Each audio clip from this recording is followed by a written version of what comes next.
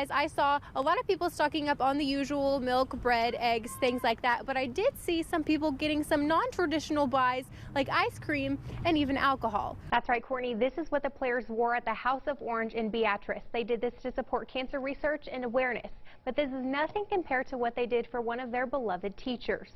Good evening, guys. Now, as you can see behind me, the concert just wrapped up, and it was a full house, and for a good reason. Brad Paisley tweeted out today that he was dedicating tonight's concert to the late Sam Foltz. Andy and Chanel Schmierga told me they were thrilled when they found out they were pregnant, and even more excited and shocked when they discovered that the baby was actually 2. The family was expecting twins. An average of 900 new children enter the Lincoln Public School system each year, and a lot of those kids and more will need some after-school daycare or care program.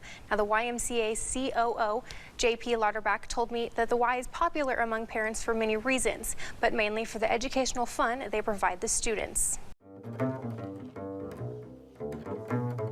Hans Sturm is a professor at UNL and a jazz and classical music expert. He's also a Grammy voter. I joined the Grammys as a voting member back in the late 1980s. He helps narrow down the entries before they're sent to the Grammy nomination committee. Glenn Neerman is a music education professor at UNL, and for the last 3 years, he's helped judge the Music Educator Award. The award is designed to recognize teachers at all levels, really, elementary through college, actually, for their excellent teaching and their work with students and the contributions to the community. Neerman says to him, music is life. Well, I think it's very important. We live such a fast-paced life and so forth, and you need to know who you are as a person, and there need to be moments of repose and understanding and reflection. And without music to help us with those processes, I think a number of us would be lost. Hans' connection to the Grammys isn't just limited to him, though. His wife also takes part in the voting process and shares a starstruck moment when she met a legend. And that was an enormous buzz. It's like, Stevie's here, you know, because he's such an iconic person. So I think just that, and of course you don't want to say anything to be, you know, what's the word, fanboy, right? But I mean, it's so exciting to rub shoulders with these kinds of folks.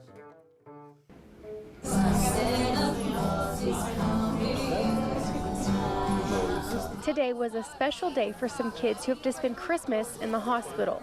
Opening presents was my favorite. It really warms your heart to see the joy in their faces and be able to do this for the children and their families. This is the 3rd year Nebraska Bank of Commerce has helped with the Christmas party at Madonna Pediatric Rehab Center, and they say they couldn't have picked a more deserving group. For Gavin Christensen, he is just happy with all the gifts he got from Santa. What was your favorite gift? Probably this sweater. Already wearing it? Yeah. Many of these families have spent more than a month at Madonna and will be here through the holidays. While they say it's hard being away from family, they're thankful for their newfound Madonna family. It does definitely make it easier, yeah. Keeps us busy, keeps the kids happy, and it is amazing. It's amazing. The staff at Madonna and Nebraska Bank of Commerce say they're just happy to help these kids. Reporting in Lincoln, Kaitlyn Rivas, 1011 News.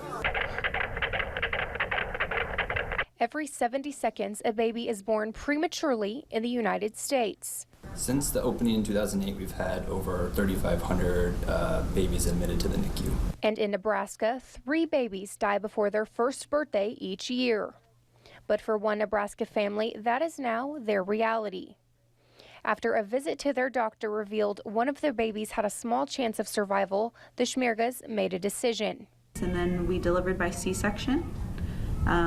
The girls were born, Harper was 1 pound and 10 inches long, and Quinn was 2 pounds, 12.8 ounces, and 15 inches long. The twins, Harper and Quinn, were born at 28 weeks and 2 days, 3 months premature. Both babies struggled to hold on, but after an 8-day fight, baby Harper passed away. After losing Harper, they brought us this bear, and it actually has her heartbeat recorded in it. The Schmiergas were crushed, but they still had Quinn to care for. Quinn continued growing while in the Bryan NICU, and the Schmiergas say they couldn't be happier with the care the babies and they both received. The family has some advice to anyone who's dealing with a situation like theirs. It's always hard, and you go through kind of like, it's almost like a wave, There's times when it's really low and things are just kind of, you just miss her, but then you get a big wave that just kind of hits you, and you just kind of have to go with it.